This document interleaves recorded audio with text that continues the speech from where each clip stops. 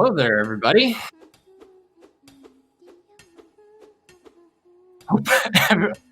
We see Nerf menacing Mila. Is this a precursor of things to come, perhaps? But welcome all. Yeah, hope everyone's excited for a really great race today. I think this is going to be a really exciting one to watch. Yeah, we have Paum and NerfIrelia, two players who both won the opening round in the first round of the Swiss. So they're both 1-0 right now.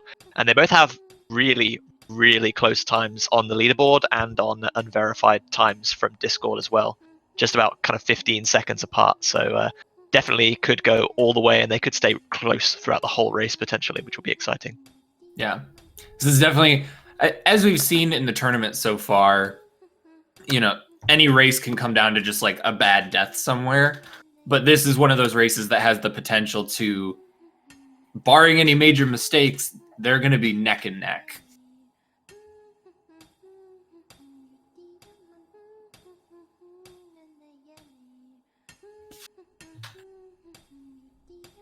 All right, I'm going to check if the players are ready.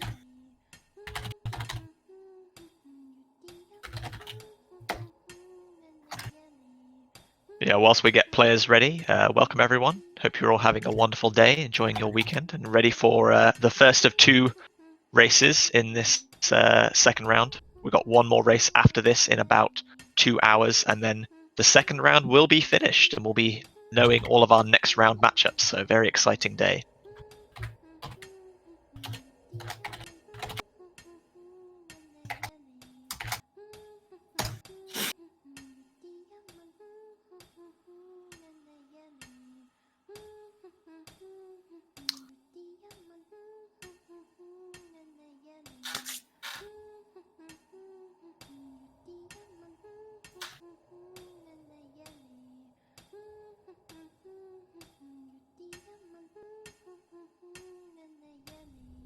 So it looks like both of our racers are confirming they're ready. Obviously, we've got a little bit of delay here, so we will say goodbye to Mila and her lovely singing voice just for now.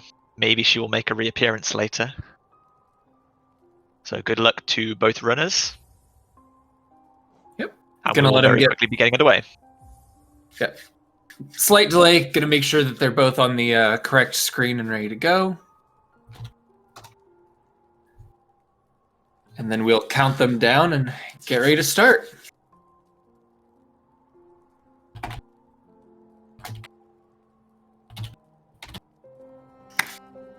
If you're all ready, JB, I'll count them down.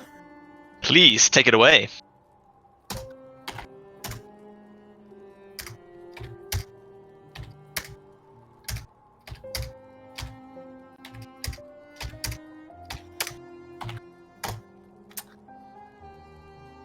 So Nerf did get a timer reset just in the nick of time, so that's all nice and good.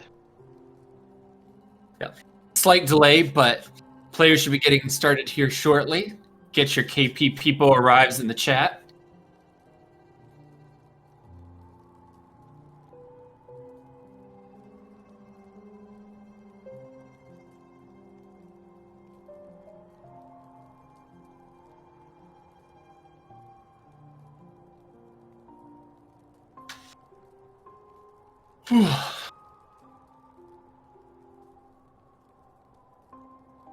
Guess while we wait for the players to start, this is our second to last match of the second round.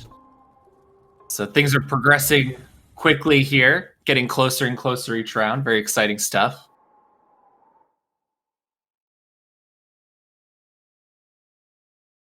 There we go. All the KP people arrives coming out in chat. Beautiful to see. Looks like we do have a little bit of audio delay. Is that just me? Small amount, and it looks like the players are a little desync. A very small amount. But pretty minimal, all things considered. Both players making their way through KP. Pretty usual stuff.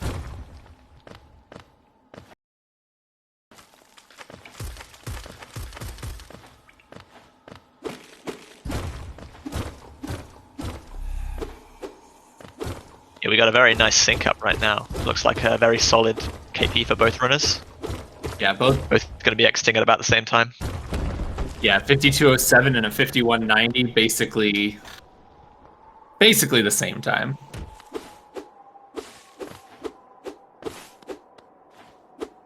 So we'll see early game here. I don't expect a lot of separation. There's a few minor things that could pull the players apart. You know, if one of them gets bonked on the Gruzzer drop, you're going to see a little separation there. Someone misses double spike a little bit there, but the VS split doesn't have too much variance in it generally once you're as good as these players are.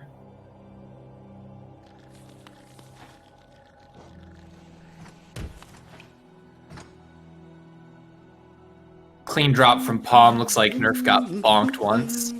Yeah, Gruzzers can just be in annoying positions, so you just got to accept that that might happen. Yeah, that damage is completely RNG. It's just the way it be sometimes.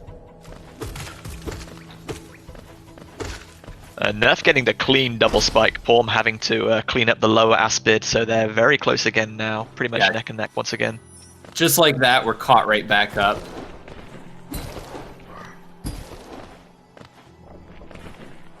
Wow, yeah, the sync is real here.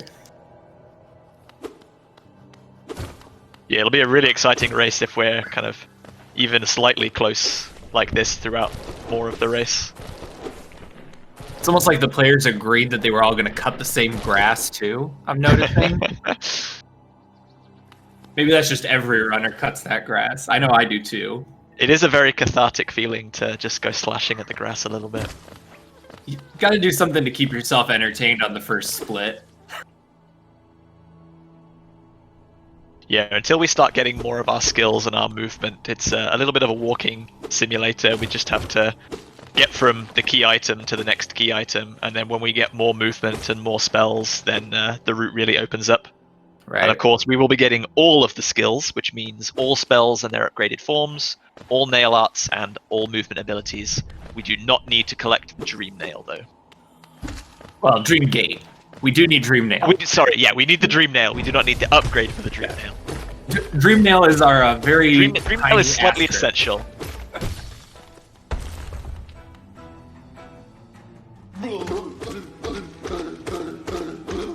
So both runners giving a little parting gift to False Knight as they will be leaving the arena early. We do not need his Geo or City Crest because we're going to get into City via other unintended means. Right. And again, yeah, less than a second between the runners right now. Yeah, Paum showing off a few more hits on the False Knight. I know Paum runs True Ending, where you do beat the False Knight up right at the start.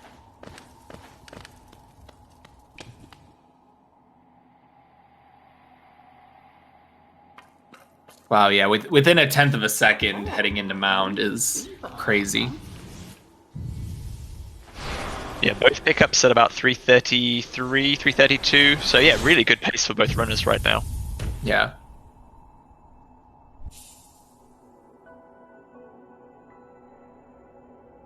So Vengeful Spirit or Fireball is going to be our first spell, and it's going to be the main source of damage for the early game. It's going to be doing 3 times more damage than our standard nail attack. So very useful for taking out bosses early on. The nail will mostly just be used as a soul collecting tool. Yeah, this category, like most Hollow Knight categories that aren't 1XX, we don't upgrade our nail at all. So right now, like JB said, the nail does 5, Fireball does 15. Later on, once we have Shaman and some upgraded spells, we're going to be in a world of 120 damage Abyss Shrieks and 88 damage Desolate Dives.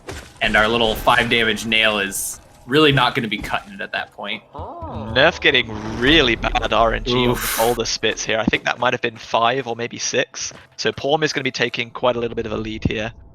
Yeah, you hate to see that in a race. But that's just how it be sometimes. Yeah, there is allegedly a 50-50 chance of a boulder being shot out at every opportunity there, but I think that's some rigged odds.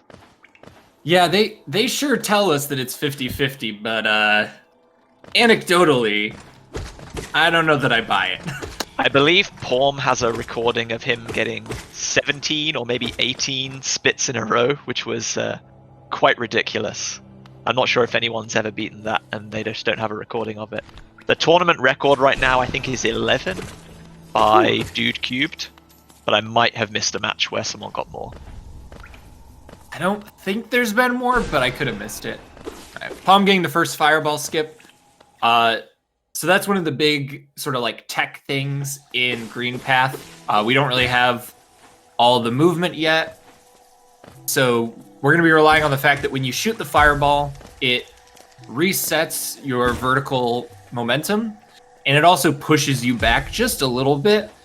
And we can use that with some really good jumps and tight turnarounds to do a few skips that weren't really intended.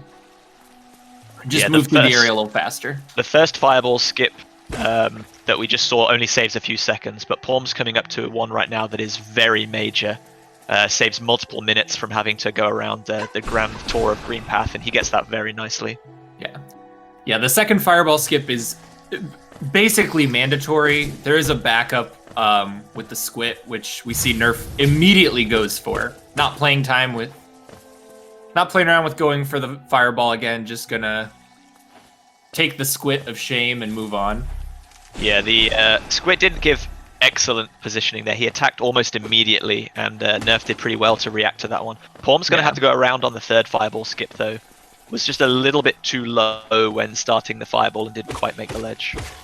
So Nerf has a little bit of a chance to catch up some time here. And gets the skip. Done very nicely. Nice.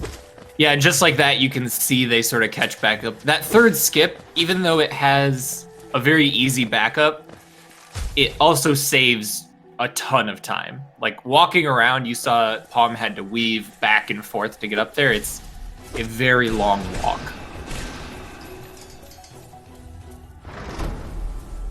No double from Paum. We'll see if Nerf goes for it. Misses the double as well. That's all right. Moss Knight just refusing to back up and receive the double fireball there. So they will have to farm a little bit more soul in this long room. Speaking of doubles there, so that's going to be sort of a persistent thing throughout the run. The Vengeful Spirit and then later Shade Soul can push back enemies, or if enemies are moving backwards, as the fireball travels, it can hit them twice, so you'll get double damage from that. That's going to be really important in quite a few boss fights to just get that extra damage going. Both runners getting really good RNG on these Moss Knights. They both spawn very close to the left, so they can fireball them both immediately. Always nice to see. Yeah, not having to buy time to wait for the second night is, one, a little faster, but also, while there is a strategy for managing the first night to make sure that he backs up and gives you some space to work, it's always possible to mess that up, or he's just a jerk, and you can take some damage before Hornet.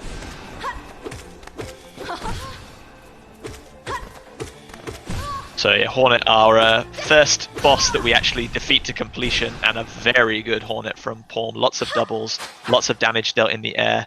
Nerf looking like they're going to be just a little bit behind, and also a very good fight from them too. Yeah, both players are a really good fight. Nerf basically managed to lock Hornet on the left side the entire time.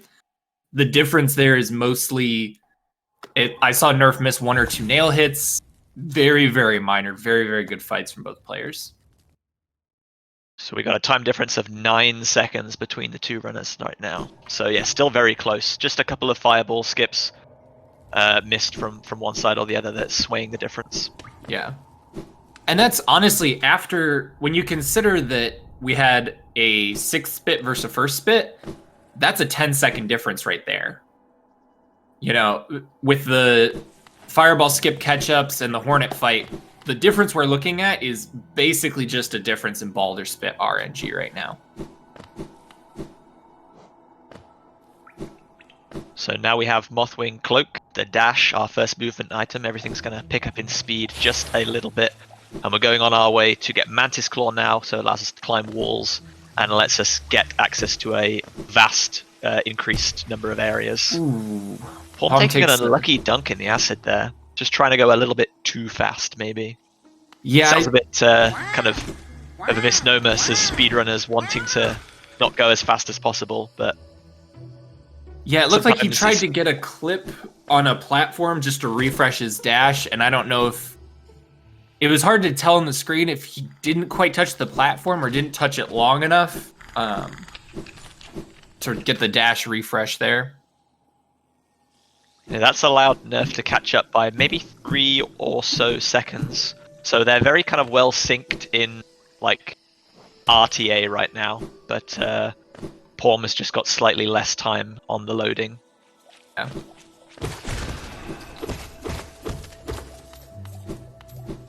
So picking up these fungal rocks, Geo is going to be very important in the early game because one of the first things we do once we have the vertical ability is we do a shade skip to the right side and we go and get dash slash as fast as possible, and that is a very big investment of Geo.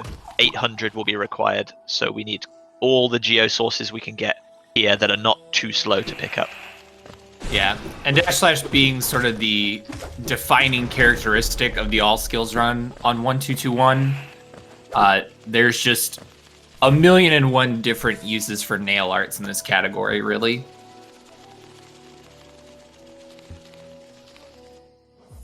Both runners getting a really nice explosion pogo and the mantis pogo to get mantis claw very efficiently, and they're only going to be, I think, again 3 or 4 seconds between them. Yeah, really, really solid showing from both players so far. Sub 10 claw is a good pace. Nerf might have saved a very small amount of extra time. I think they may have skipped one of the pogos on the mantis youth in order to get up to mantis claw, which saved a small amount of time. Right.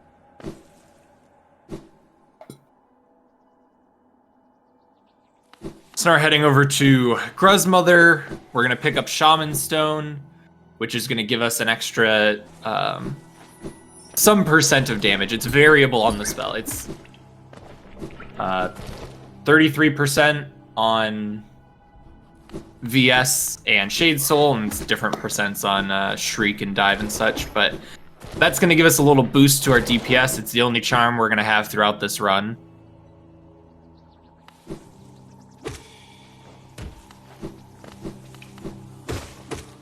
Nerf having to kill Jennifer. Yeah, We see it. Paum had to slow down just a tiny bit there to gather a bit more soul from the Aspid when falling down through that room. Right.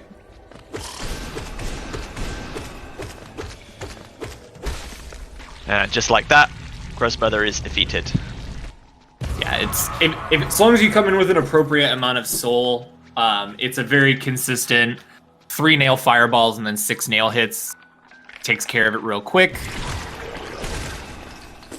Excellent cleanup from Paum. Nerf had a good cleanup as well, but just one Gruzzer unfortunately decided to fly right to the top of the room, which slowed that cleanup down slightly, but Paum getting all the Gruzzers with just the 2 fireballs.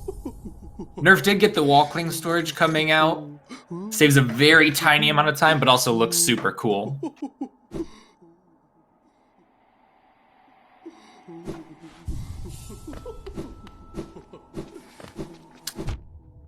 And unfortunately in this category, we'll be leaving Sly to his fate. He'll be stuck in his hut for the rest of the game. We don't need anything from him. Yeah, we're going to do some dark rooms a little bit later on in the run. Lantern not required to navigate through them, and also since we're going to be using the dash slash in order to get Shade Soul, we don't need to buy the elegant key to do that the intended way. Paum getting a really early fireball, so had to kind of adjust his position on the wall, and it made it look a little bit worrying, but did manage to pull that off right at the last second. I think any later and that shade would have respawned. Yeah, that was very scary. The damage boost into Pogo worked out really well, but like JB said, the shade can only go so far from its spawn position, and if it gets too far, it'll just reset back to where it spawned. And if that had happened, Paum would have been losing a lot of time just going back over there, releashing the shade, coming back, doing the skip again. As it is right now, I think there's probably less than 1 second between the 2 runners, which is incredible to see that they're like almost a quarter of the way through the run now. Or more than a quarter of the way through the run, actually, I suppose. And Yeah, it looks like they're just so close. Yeah, it looks like Paum is about exactly 1 second ahead still. But very, very, very close. So here we're going to see the players gathering some geo, getting ready for the aforementioned dash slash, costs 800 geo. You might notice a little variance in exactly which husks get killed for geo.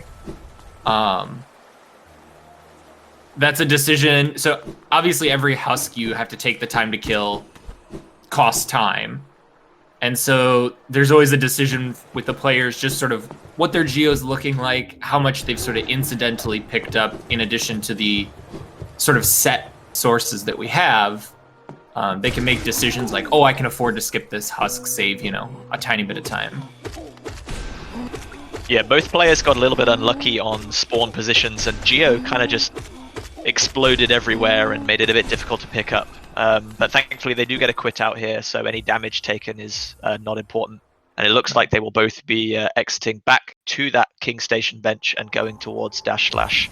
Again, still very much in sync. Yeah. 31 out of that room. So it looks like Nerf did lose about another second in the Gorgeous Husk split. There was a little bit of a missed wall jump climbing up to the top of the station room, so they had to make a second jump back up. But again, very negligible. Yeah. And that's, I mean, as a viewer and also commentator, I'm hoping that's the sort of race we're going to be in the entire time, is just real tiny narrow edges the whole way down. So the rest of our geo is going to come from farming these small hoppers that drop 16 geo each, and hoping that the primal aspids hovering around leave both of our runners as well alone as possible. Yeah, there is a consistent setup and cycle for these hoppers. They're one of the few enemies in Hollow Knight that actually spawns and behaves consistently. But if you get a little bit off, if you miss a nail hit, if you step a little too close and they bonk you and get things out of the proper order, it's easy to get bullied by primal aspids and hoppers and take a little extra damage, which you saw from Nerf there. Yeah, generally, if we leave them alone, they don't give us too much trouble. If we start attacking them, that's when they get angry and start fighting back. Right.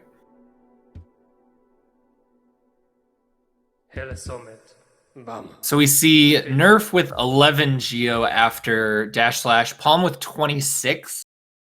That's a pretty comfy amount for Paum, which looks good. We'll see how Nerf's geo gathering works.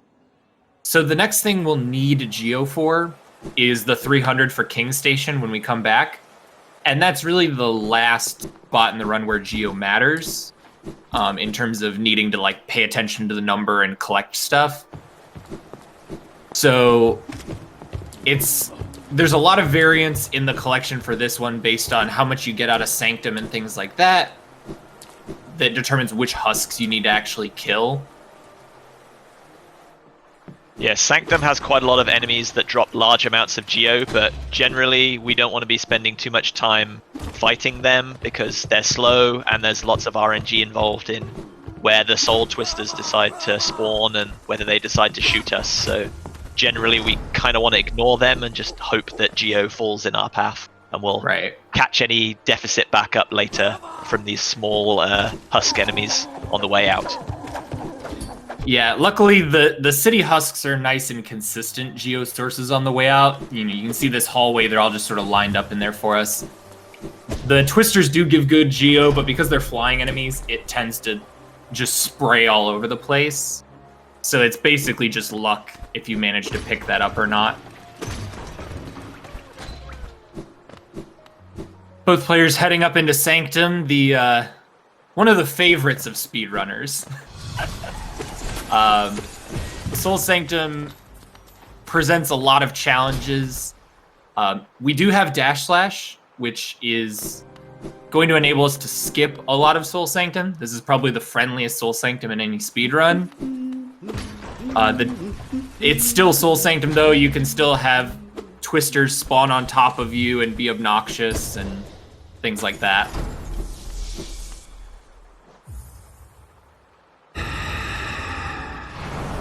Looking like Paum still holding about a 7 or 8 second lead, I think, at the Shade Soul pickup. And you saw in the first room with the Twister, Paum managed to kill the Twister in the very middle of the room and pick up all of the Geo. Nerf did end up picking most of that Geo up, but the Twister died all the way on the left-hand side, so lost a little bit of time going to collect that Geo, unfortunately. Yeah. And there we did see the first instance of / skipping something for us. We whacked that lever through the wall.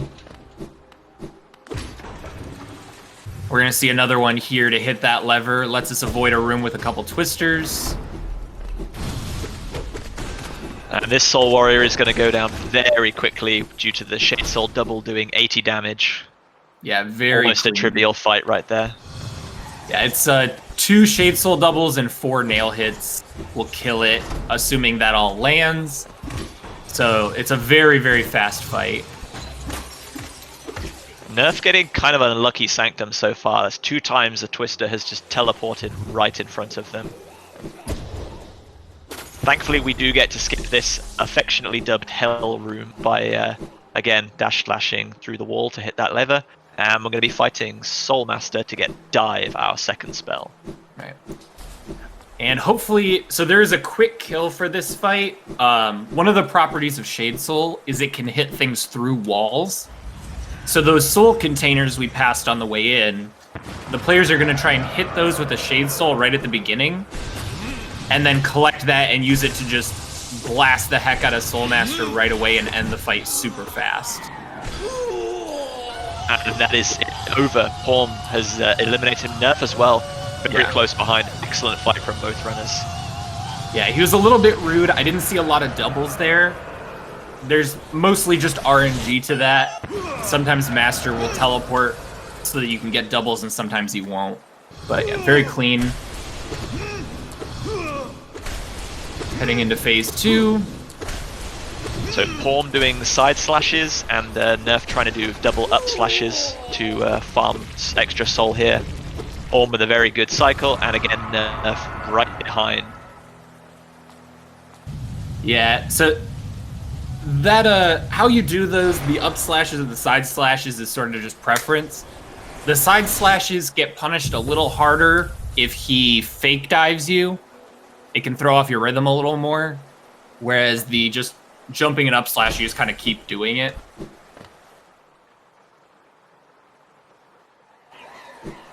So Paum's going to be looking for 50 Geo between here and King Station. Irelia is going to need just a little bit more, 70 Geo to make that 300.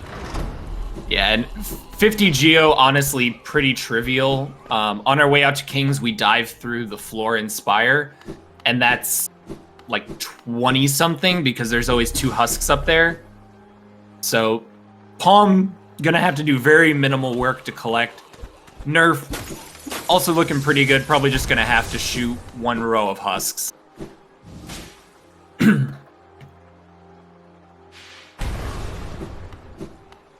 Yeah, both runners having a very good Soul Sanctum. Paum slightly coming off better, about a 13-second lead right now, and that's going to be increased. Nerf taking a little dunk on the spikes on the elevator there, having to reset to the top of the room. That's very unfortunate. We'll see this a lot, especially from runners who are behind, trying to maybe take slightly more risks, trying to take slightly tighter optimizations, and this is the life of a speedrunner. You try and save 0.1 seconds and you end up losing 5. It's so sad, but that's just the way it is. Yeah. Heading into the next segment, this is going to be probably the most dangerous segment in the run. Not necessarily from you're most likely to die, although that can be true because it's a very long segment. But we're getting this bench in Spire, and we're going to be quitting back out to here later after we get Crystal Heart. You see Nerf almost forget the bench. Yeah, much, much later, by the way. So we have to do all of the Crystal Heart split. So we have to get Crystal Heart, we have to get the Descending Dark, we get the Dream Nail. And we can't take any safety benches between now and then, because we need to save quit back to this bench later. Right. And because it's so long and such a far split, if the players do take an unfortunate death, basically anywhere in Crystal Peaks, you're looking at 1 minute to 2 minutes of time loss. It could be worse, it could be slightly better, but any death in this split is just catastrophic in a race. So yes, we said Paum very comfortably getting up to that 300 geo required. Nerf had to turn around and kill a few extra husks, but did manage it without too much difficulty.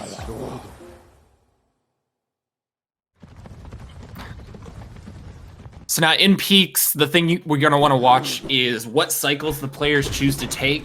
I've definitely heard some talk, commentators, runners in this tournament for like what the strategy is.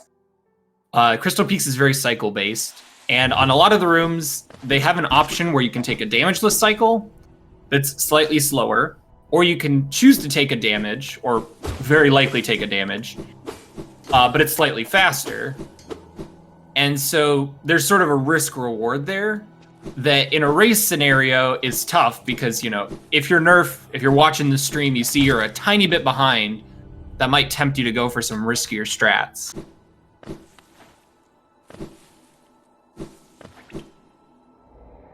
Yeah, and as Jeff said, all those risks are compounded by the fact that a death here, or even like having to kind of farm soul to full heal, is very time consuming. So there is definitely a risk-reward element. Crystal Peaks is obviously a very cycle-based area, as we said, but it's also full of enemies that tend to kind of get up in our face and punish us if we stand still for too long, like Crystal Hunters definitely spring to mind. They don't necessarily shoot as quickly on this patch as they do on current patch, but definitely still not something that we can just entirely ignore. Oh, Paum not going for Pogax. I hate to see it.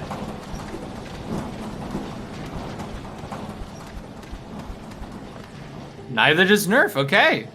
Just taking the safe and consistent way up.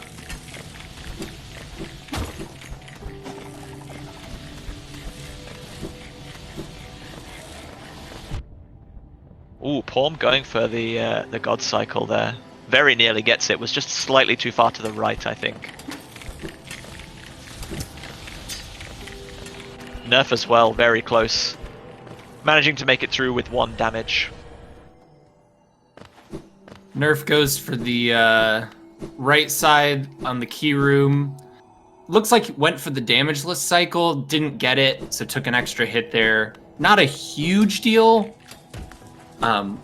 We'll see what decisions they make in the Crystal Heart room that Paum is coming up on. At the end of this split, we do have a semi-mandatory damage tank in Descending Dark. It's not actually mandatory, you don't have to do it, but it saves a lot of time to do it. So you really want to have 2 health by the time you get to the end of Crystallized Mound.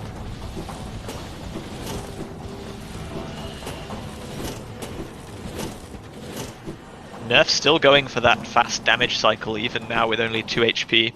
So they're going to have to hope that their Dark Room, which is coming up immediately after picking up Crystal Heart, goes nicely. And Nerf touching the ground right on the very right-hand side of those crystal spikes where there isn't a damage hitbox. That was slightly spooky, but well executed from both runners. Yeah, Nerf, from here on out, Nerf basically can't take any damage. Paum has 1 hit to give. Something goes weird in the Crusher room or a weird hit in the Dark Room. The Dark Room in particular is pretty scary. So this Dark Room is pretty short, but one of the quirks of Dark Rooms in Hollow Knight is because they don't want you to get sort of stuck in a room in the dark, the hazard respawns are all replaced with spawning you at the start of the room. So if you fall into spikes in a dark room, you just immediately start at the front. Oh, Paum going for the C-dash strats. Okay. Okay. Taking a little bit of extra safety. Nerf's going for full dash only strats, not bothering with that Crystal Hunter at all. Just deciding, like, I don't care about you because I'm going to get through that room then before you can even shoot at me. So very nice dark room from Nerf. Has brought back probably a couple of seconds there as well, because Paum did need to attack the Crystal Hunters to gather enough soul to shoot that fireball. So Nerf has saved a non-negligible amount of time there. Yeah, really, really good cleanup, good risk reward, honestly, from Nerf, where could have chosen to slow down and heal, could have taken it a little more safely, but those strats really paying off, and they made it to Descending Dark with 2 health, which is all you need. So we're gonna see a skip here, yet another cool use of dash slash, where if you get the last hit on the crystal for Descending Dark with dash slash, you'll continue the momentum from it, and it'll slide you into the spikes and give you early control. Saves a few seconds, but does require that you had at least 1 health to give there. Yeah, it's a sad day when you try and attempt a hazard respawn early control skip like that, and then realize you're only on 1 HP, and that's the end of you. Yeah, once you go for it, once you're in the slide, there's no way out of the slide. So if you have not been watching your health, you just get to sort of watch with despair as the knight slides into the spikes.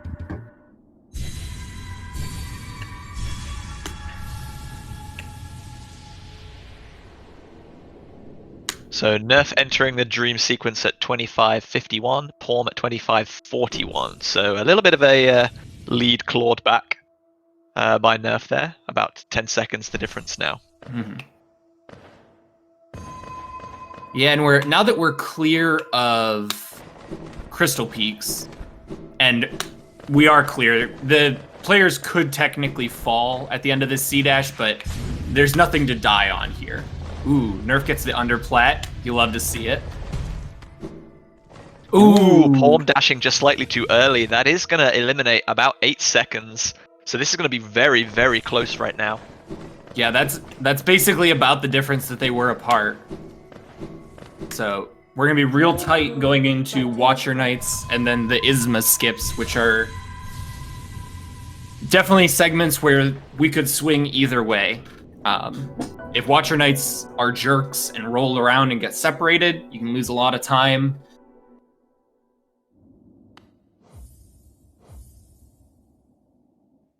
Okay, so it's now down to about 3 seconds difference between the two. Real close. And we are definitely halfway through right now. As you said, we're going to be fighting Watcher Knights to get our first Dreamer. And then we'll be heading down into Ancient Basin and picking up Isma's tier on the way. Not strictly required for any aspect of this run because we can do acid skips, but it is a skill, therefore we are required by law to pick it up. Yeah, so coming into the Watcher Knights fight, so this fight really shows off the power of Descending Dark. On 1221, D-Dark has longer iframes. So you see there, you can basically just chain D-Darks from inside the Knight.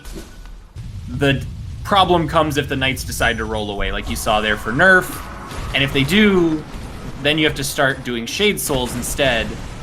A Shade Soul, if you don't get a double, deals 40. A Descending Dark deals 88. So you're losing half your damage if you have to start shooting fireballs instead of using dives. I will say, they're both getting horrible Watcher Knight patterns right now. There's so much bouncing and rolling, and they're almost never staying in the same place. But yeah, they're being real jerks. Nerf to 2 HP, but does manage to end the fight without too much difficulty. Paum just finishing off the last 2 Watcher Knights now as well. And there we go. Yeah, very rude Watcher Knights from both players, but they managed it anyway. I know there's sort of like the joke of like, oh, all skills Watcher Knights so easy, but like, you can definitely just die. You know, especially because you're using Descending Dark, you're inside their hitbox. if you slightly miscount your soul, or if they roll a little bit and aren't in a position you expect, you saw both players take quite a few hits in that fight. I think the feeling that they are supposed to be easy encourages you to play very aggressively, which means that if things start to go wrong, they go very wrong very fast. Yeah. We've definitely seen our share of Watcher Knight deaths in this tournament.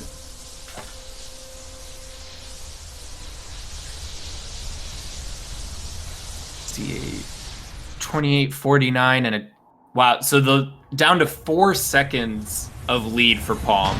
Yeah, Paum having a ever so slightly better Watcher Knight's fight. He was down to about a 3-second lead after the Dreamnail cutscene, but again, very little to choose between the two.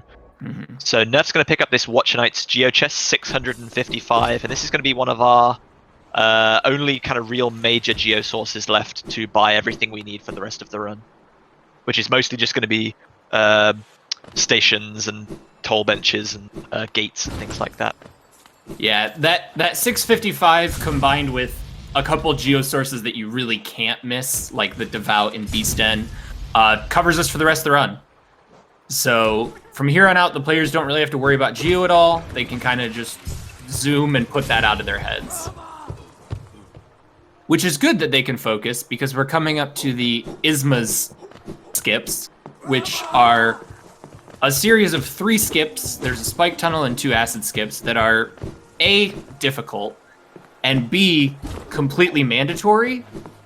So the players have to get this. There's no backup if you miss the skips. You just gotta do it. Looks like Nerf is trying to do a nail art variant of the spike tunnel here. Yeah, I know Nerf does trouble. the / version. Just finds that easier. So Paum is going to be extending the lead slightly with getting that, I think, second try. But otherwise, very nice from both runners. And as you said, so this is probably one of the, if not the hardest platforming challenge, definitely, in all skills. Hornet 2 might have something to say about hardest challenge of the whole run. But yeah, mandatory unless we go through waterways, which is very slow. Yeah, so Paum extending the lead to almost 20 seconds, it looks like. Basically just Nerf missing that skip several times and then having to heal 3 times. That is one of the downsides of the / version of the skip. I know several runners have said it's easier for them to execute. The downside is you have to charge a nail art between each attempt, so you lose even more time from missing the skip. With the normal pogo version, each time you mess it up, you just immediately respawn and you can try again. Ooh, no. Nerf tried to dodge the second winged sentry, but accidentally charged the C- in the wrong direction and had to do some very nice footwork in order to avoid taking damage there. That was a good recovery from a fairly unavoidable situation. Yeah, stellar recovery from Nerf. I mean, in moments like that, it can be really hard to keep your head on straight when things go wrong and enemies are all around you, but just really, really perfectly moved to stay safe. Even got a couple hits of soul in there on the enemies as they were dodging around.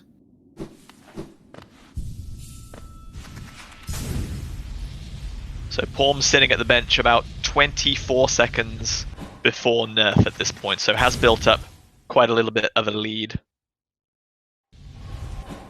Probably the biggest lead of the race so far, which is really saying something considering they're 30 minutes in. Heading into Molex now. So there's only one Molek that is sort of potentially unavoidable. If you take good movement, you should be able to dodge the rest of them. Now, we see Paum got hit twice, took the mandatory one, and then got sort of an unlucky spit from one of them. Ooh. And gets a very spicy wall cling storage over the last one. Yeah, I've never seen that before. That was really interesting. Yeah, I'm not going sure. for base in the skip is maybe losing a little bit of time here. I don't know how many attempts that took, maybe 4? Yeah, I think that's a little bit of time loss. I believe you need to get it on the second or third try in order for it to not lose time compared to going around.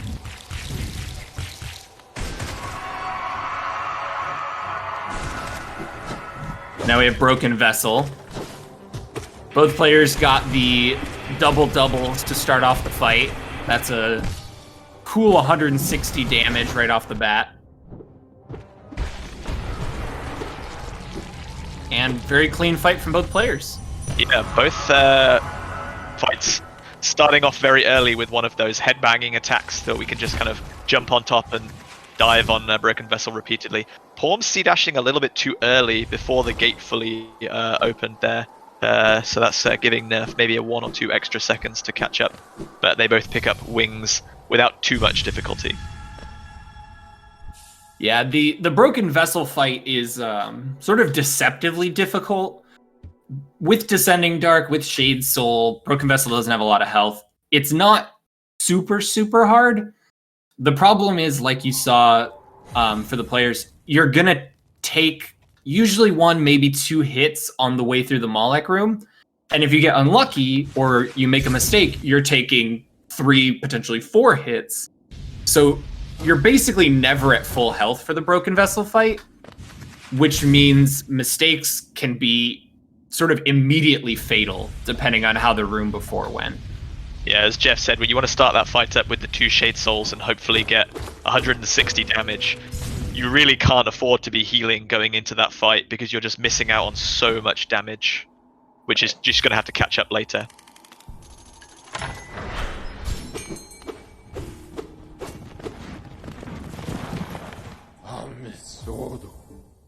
So now we're going to head off to Hornet 2. The, I think, consensus hardest boss in all skills.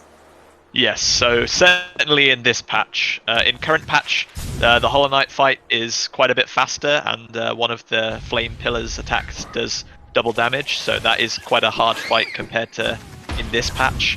But yeah, Hornet 2 definitely the hardest boss in this category and patch combination, I would say. Yeah. So we're going to be looking... there's a lot of options when it comes to fighting Hornet. So a full Descending Dark deals 88. A Shade Soul double deals 80. So they're pretty interchangeable as far as damage goes. A lot of it comes down to really reading the fight well and making good decisions about positioning. If Hornet's far away, you can get those doubles, but you have to make sure that you time it so that she doesn't jump out of it. And with doing the Descending Darks above Hornet, she can jump into you, and D-Dark has just enough of a wind-up that if she jumps up into you, she's going to damage you before you start the invincibility frames of Descending Dark. Yeah, additionally, the jumpiness of Hornet does make it deceptively difficult to get all the damage from the D-Dark unless she's doing the static kind of needle throw attack. Yeah. But neither runner taking a safety bench here, so we'll have to pray that they're both feeling very confident in their fight. Nerf getting a Shade Soul parry there, that is really unfortunate. Probably the worst kind of instance that you want to see. Yeah. You're just missing out on so much damage. Yeah, unfortunately, Hornet 2 can actually parry spells. Very clean fight from Nerf regardless. Yeah, doing really well to counter that Shade Soul parry. Paum is going to be losing a little bit of time here. He's gotten quite unlucky with Hornet's patterns, but does manage to finish the fight off in the end. Yeah, Paum sort of showing what happens when the fight starts to go longer. One of Hornet's attacks is spawning those little spike balls throughout the arena. The longer the fight goes, the more chance that happens. And those can be very dangerous in a fight where positioning and movement is already important. Having hazards all around the screen is problematic. So you saw Paum having to take time, basically just to not fight the fight, to clear out those spike balls. So Nerf, I think, managed to reduce the lead down, or the deficit rather, down to about 10 seconds with that fight. So, yeah, very close between the runners once again. And you saw an instance of the nail art early control there from Nerf standing up immediately. Paum still has his UI, so I'm not sure whether he didn't go for the nail art early control. He might have not gone for it. So the early control with the nail art it does save a very small amount of time. It's not a gigantic time save. But if you release the nail art too early, the knight will turn invisible and you'll get in control too early. In a normal scenario, that would disqualify your run. For tournament purposes, it's a time penalty. And it could be Paum is just saying, you know, I'm not going to risk the time penalty. I'm just going to let my character stand up. I don't need that extra, you know, small time save. I'm just going to be safe.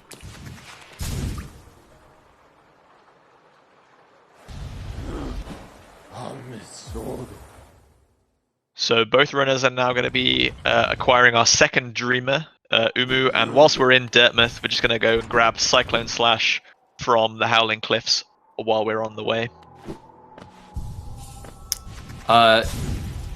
Reading chat, Paum lost most of that time on Hornet 2, yeah?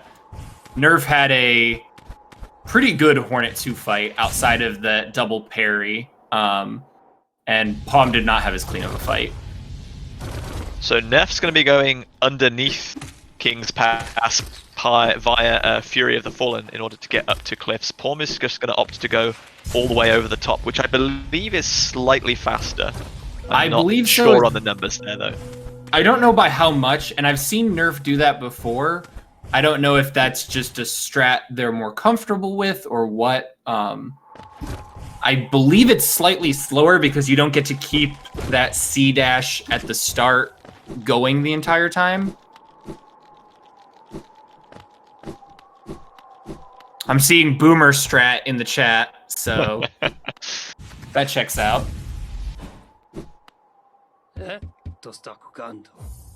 So Paum may have extended a couple of seconds here or there, but again, it's still very close. One missed Umu one cycle. It could definitely sway that and more.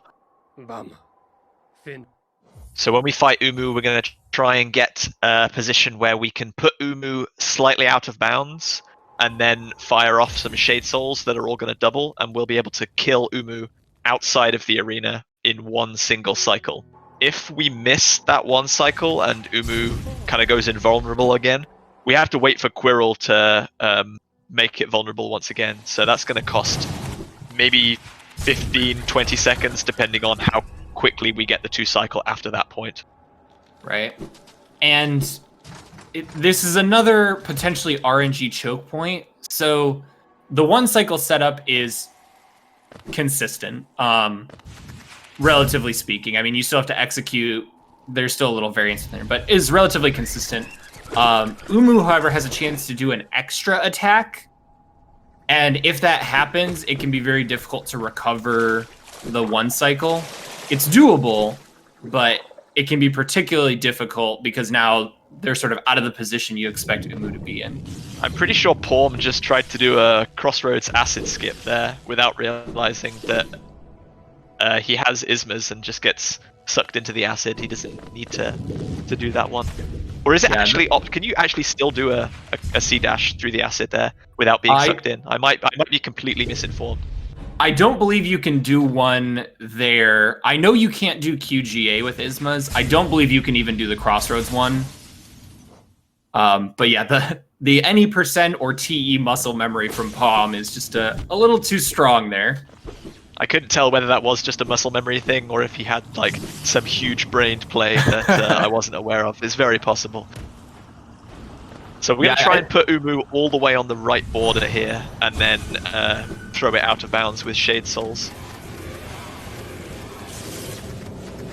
Yep.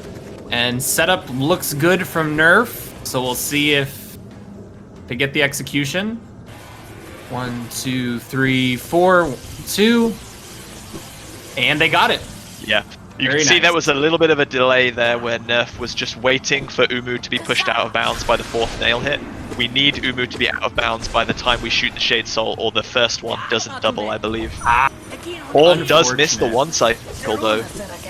Yeah, it looked like his first fireball out of bounds. He got the out of bounds push clean. It looked like the first fireball was a little too soon. There wasn't quite enough time. Yeah, and was, you know, a trivial amount of damage short. That's the horrible thing that I remember from any percent. When you go for the 2 cycle, you miss it. Umu becomes vulnerable on the 3rd cycle and it dies in like a single nail hit. You always feel like so close you were robbed a little bit, but I think Nerf might actually be taking the lead here with that. Yeah, that's a 40-32 on the pause after Monomon, so we'll see where Paum's at. Given how small the lead was before, it was about 14 seconds. An extra cycle is more than that, even outside of Paum's muscle memory with that acid skip, so we should see Nerf in the lead from here. It's going to be very close either way.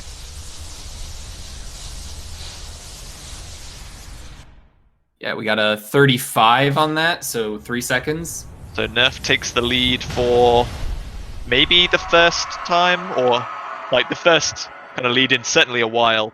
Paum has had the lead for, I think, since maybe Dream Nail. Yeah, I think even in the early game, I don't know that Nerf has been ahead yet. And if they have, it's been less than a second.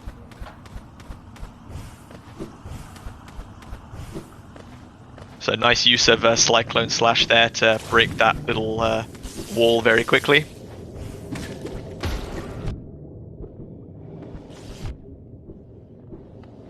You see Paum taking some hits here. Doesn't actually matter. We have to get Archives bench for some quit outs.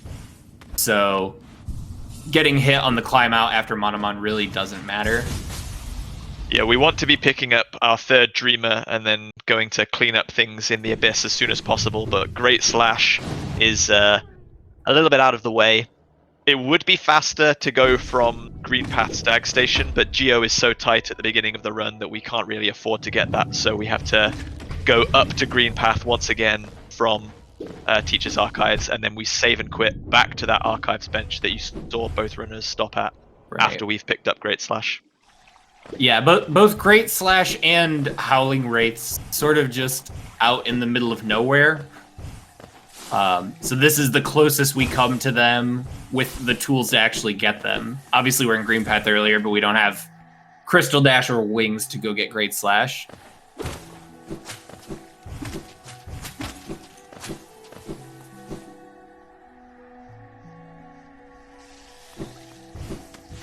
Nerf with a very clean green gauntlet so far. Ooh, very close to the thorns on the ceiling there. I was a little bit nervous, but making it nicely. Just keeping it exciting for chat.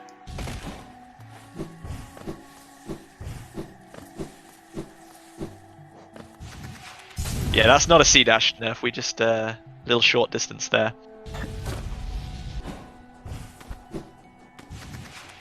Yeah, for those wondering about like C-dashes and dashes when you see the players doing them, so if you're ever traveling 4 dashes of distance or more, you want to be C-dashing. 4, I believe, is the break point where a Crystal Dash becomes faster, given that it has the charge-up time. Anything less than that, it's quicker to just be dashing. So that's something that goes into a lot of the routing of these rooms, is like, where can we find a clean platform that lets us get a nice big C-dash across this room and things like that. Yeah, 4 dashes and 1 Crystal Dash are about the same. If we're going through a transition, then Crystal Dash saves us a little bit of extra time. And if for some reason we have Dash Master on, then I think it's 5 dashes.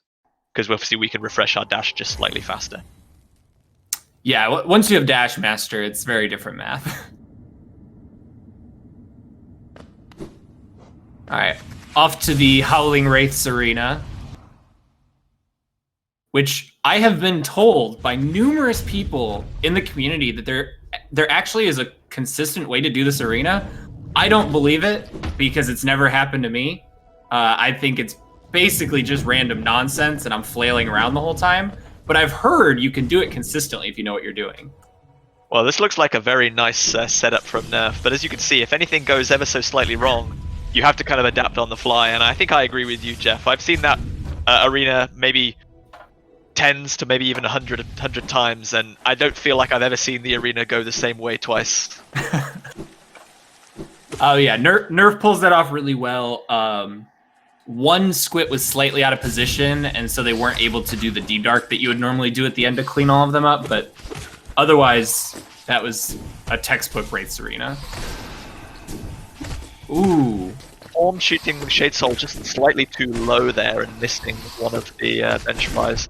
Unless that was intentional to get a bit of soul later, but as you can see, things start to go wrong very fast in this arena if you have even the slightest misstep. So that's a bit unfortunate, but Paum does recover nicely. I'm amazed that Shade Soul missed. It really looked like it was there. It must have been, you know, pixels off. It was very close. You see Paum taking the time to heal up there. Every time we pick up a spell, at least definitely the base spells, we do gain full soul. And we're going to be going through Queen's Gardens and then Dark Deep Nest, two fairly dangerous areas, and we also have to take a mandatory damage tank on the Thorns that you just saw Nerf do there. So I don't think that taking that extra heal is a bad idea, especially in a race when it's this close. Yeah, not at all. And we see Nerf took an extra hit there. So there's the mandatory hit. There's a broken hazard respawn after that first Petra arena. If you dunk in the spikes in a certain position, it'll spawn you underneath. Saves a few seconds of going around. So that was a beautiful room from Nerf. I've just got to say before I forget about that. Like, yeah, it was really never nice. Stopped holding left. Like always, kind of hard on the dash. Really nice. And we see Nerf did take a heal. You're normally at 4, so I would expect these runners to be comfortable being at 4 HP going through this dark room. This first one is by far the scariest dark room. It's the largest, and if you do get hit, you go all the way back to the start, which, on top of enemies then being spawned and potentially floors being broken, is a lot scarier. Paum down to 2 HP here, trying to go just a little bit too fast. I think he dashed as he walked off the platform and didn't quite refresh dash, so that's unfortunate. We really want to be keeping at least 2 casts of spells worth of soul, because we want to quick kill a Devout at the very end of the Beast's Den area. So we don't want to have to heal up too much if we can help it. But obviously, healing and farming that soul off another enemy is better than dying and going all the way back to the Archives bench. Right. Yeah, I would have expected to see Paum heal once, given that he was, you know, sort of took the caution after Wraiths to heal once there. I'm surprised to see just doing this at 2 HP. Yeah, this is kind of scary. Though. This is kind of scary for Paum because there's an enemy on the wall here, and if he hits the enemy and the enemy hits him into the spikes, he'll take 2 damage immediately, but he navigates that very nicely. Yeah. Luckily, these dark rooms that we have to do in all skills are rooms that you do in the light in any percent and some other categories where, like, I know Paum and Nerf both have a lot of experience in any percent, where I'm sure they could probably do those rooms blindfolded in a pinch. So it could just be Paum is saying, yeah, 2 health is plenty. I'm that confident in this room. So we saw Nerf quitting out from the Hera Dream at 46-34. So Paum is going to be quite a little bit behind here. I think the lead has definitely grown more than the kind of 3 or 4 seconds that it was after Umu.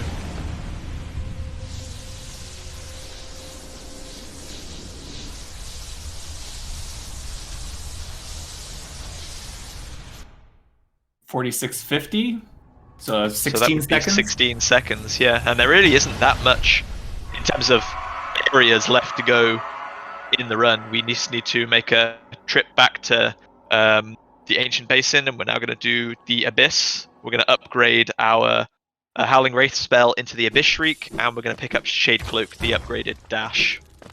And that's really all we have left before going to fight the Hollow Knight. Yeah, and in terms of major time loss, you could take a death on the sibling climb. That's certainly possible. The siblings do deal double damage, so you don't have a lot of leeway with that. But I think probably the biggest potential spot for Paum to catch up is going to be on Abyss Climb. If Paum has a really clean Abyss Climb and Nerf takes like an accidental hazard respawn right at the beginning because it puts you all the way back at the bottom, that could definitely equalize things. Yeah, with how well these runners have been playing so far, I think a death from either obviously kind of decides the race, but I don't want that to happen, and I don't think that's going to happen. But as you said, like a hazard respawn back to the bottom of a room, or having to take a bench before the final boss because there was too much damage taken on the sibling climb, could easily sway kind of 5 to 10 seconds in one direction or the other. Right. Yeah, Nerf takes one hit there, but not a big deal. We do a quit out at Shade Cloak to save on the animation, which conveniently puts you back to full. So not really a worry on that front. And we see Paum coming into Abyss. Yeah, there's nothing now that can damage Nerf. We just avoid a Shade Gate and, some Void Tendrils. As you said, pick up Shade Cloak, quit out, and then we're at full health again, so nothing to worry about here. Paum also going to be doing Sibling Climb in just a second, so we'll see how they get on.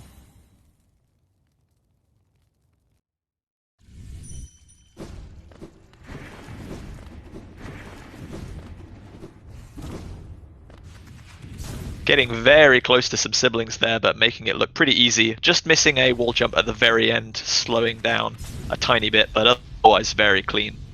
Yeah, very, very clean climb from Paum.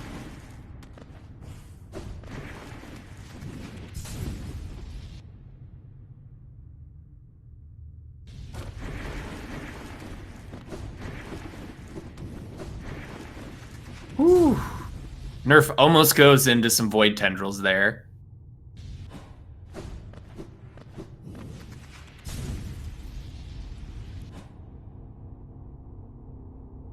Yeah, this is really, really close. If we can get a little resync maybe right before the final boss perhaps, then that would be pretty cool.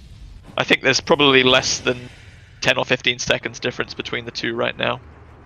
Yeah, it looks at Shade Cloak, I counted 18. Okay. Paum had a little bit of trouble coming out of Beast Den. Got a little hung up on that Devout on the bottom. But, I mean, 18 seconds is within the margin for Abyss Climb plus THK RNG. Absolutely. Oh, absolutely, yeah. Especially if THK decides to parry repeatedly, or if one of the runners gets like a scream skip on one or more of the phases. But yeah, Abyss Climb, where good runs unfortunately come to die, but hopefully not today. Yeah, Nerf looking pretty good so far without too much difficulty, very confident pogoing those spike walls. Missing that first pogo and just very quickly deciding to go for a backup, that was a nice kind of recovery there. Yeah, it doesn't save much time. Luckily, if you miss that spike pogo... Oh, no. Ooh, dear, that's really not good. Nerf missed a lot of platforms on the way down there. At the very, very end. It really does feel in Abyss Climb like if you miss a jump, it feels like the platforms move out from under you. Like you try and adjust, you're like, okay, I'll move left, I'll land on a platform. And then it misses you. So, okay, I'll move back right. And then you miss the next platform. And that's definitely going to help Paum if Paum can have a clean climb from there. Oh, we'll have a look. Paum just starting the Abyss Climb now.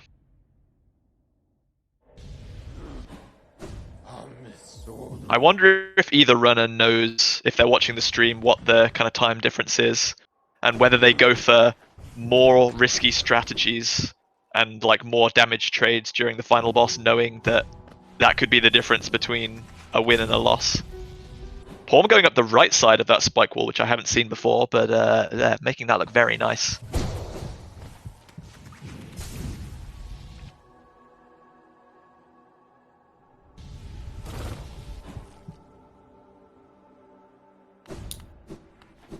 .55.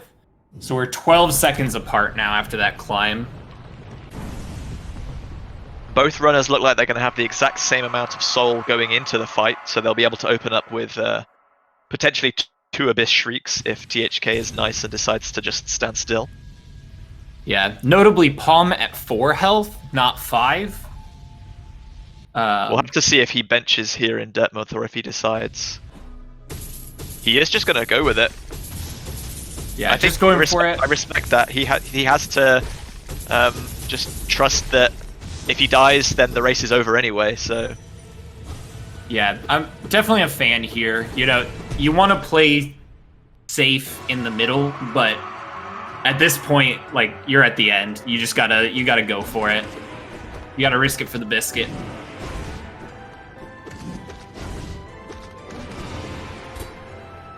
Nerf getting some good Abyss Shriek damage in here. As you said very early on, Abyss Shriek with Shaman Stone does 30 damage per tick for 120 damage total. And the Whole Knight's head is so big that if he's kind of standing over us and we just use the Abyss Shriek, then we can mostly get all of those ticks. But Nerf's having a little bit of trouble, maybe a bit nervous to not get quite so close to THK. Yeah, Nerf missed 2 Abyss Shrieks prior to this self-stab that were just slightly off. And then did actually heal once before Whole Knight woke up there, though, so that's GG for Nerf, finishing the final blow. We'll have to see how Paum does. Yep.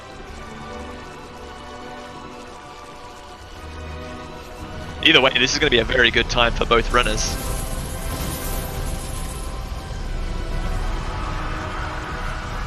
Nerf's PB before this, I believe, was a 52.45, so they're going to be less than 30 seconds behind that. So that is a 53.10 from Nerf.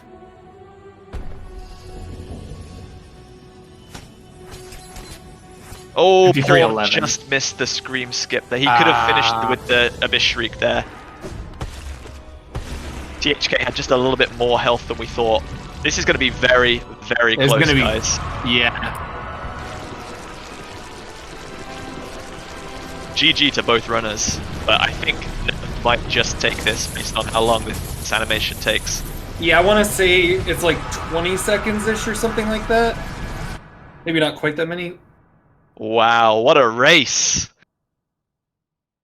Wow, yeah, 7 seconds difference. Insane. So as we said at the beginning, their leaderboard PBs had 2 seconds between each other. Their unverified PBs had 16 seconds between each other. And in the race, they were only 7 seconds apart, split right down the middle. That's a fantastic race from both runners. I can't wait to get them in here to find out their thoughts. Yeah, just a crazy, absolutely crazy race. To only be 7 seconds apart at the end is wild.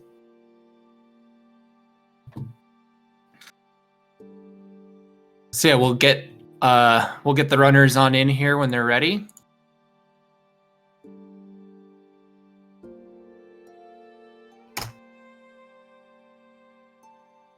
Yep. GG. Synchronized joining of the voice channel as well. Well done, guys. That was an excellent race, both of you. Yeah, GG. Yeah, that was absolutely insane. I was sweating bullets like that entire time. Yeah, it was. I mean, basically the whole time was like neck and neck. And then at Umu there was some separation. And then Nerf, what was going through your mind when you had that fall right at the end of the Abyss climb? Oh, I have been grinding Abyss climb so hard these past couple days just to get a good one during the race, and I completely screwed it up. That was very disappointing. Yeah, I mean, nerves. The race was still very close. Yeah, I don't think there was ever a time when there was more of a kind of 20, definitely not a 30-second difference between the both of you. Paum, you had the lead for most of the race, and what happened with the Umu? With the I think I wasn't far enough right. I don't actually know. I was really pissed at that because after I threw the fireball off screen, I was like happy. I'm like, oh, I threw fire one cycle, and then I didn't. I was like, yeah, oh. I mean, I think we both agreed that the setup looked fine. I'm looked not well fine versed to enough me. in the 1-2-2-1 one cycle to really know I mean, what the problem there was. So I Yeah. was a little bit confused. for the last nail hit, I think I was just barely too far right. You kind of have to be far enough away that you're closer to the platform than the wall, but still close enough to hit it with the nail. I don't know, man. It was like, it felt. I felt so sad that I didn't get that. I didn't understand that. Yeah, it Yeah, looked same. really good. And the only thing I could think of watching is the fireball was a little too early. Like your nail cancel was too good, but it looked so good. I've never had that. I didn't know that was a thing. Maybe. Bad luck for it to happen in the race, but thank you for a fantastic performance. It was excellent to watch. Yeah, it was a good race.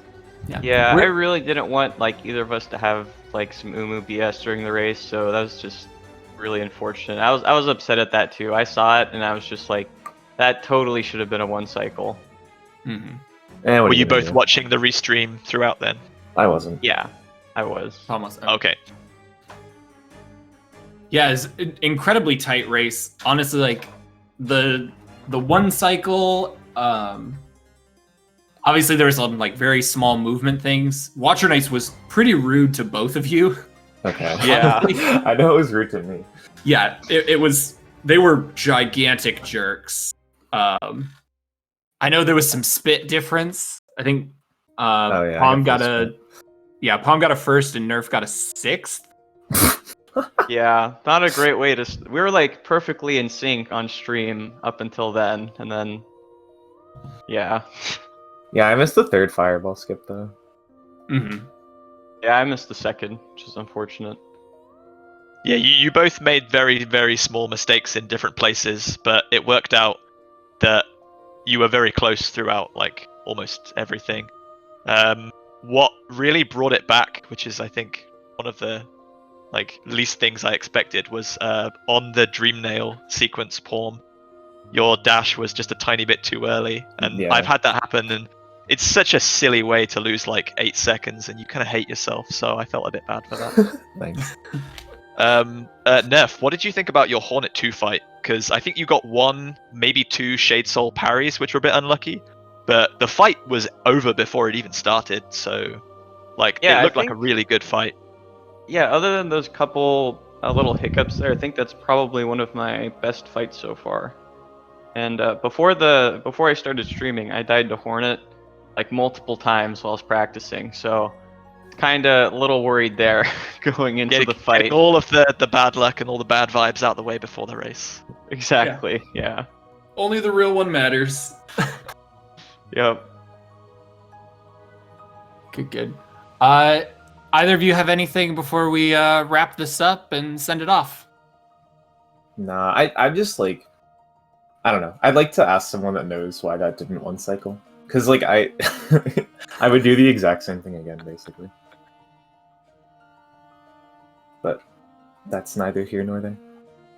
Yeah, I'm sure someone in the chat was watching, lurking, and knows exactly what's going on there.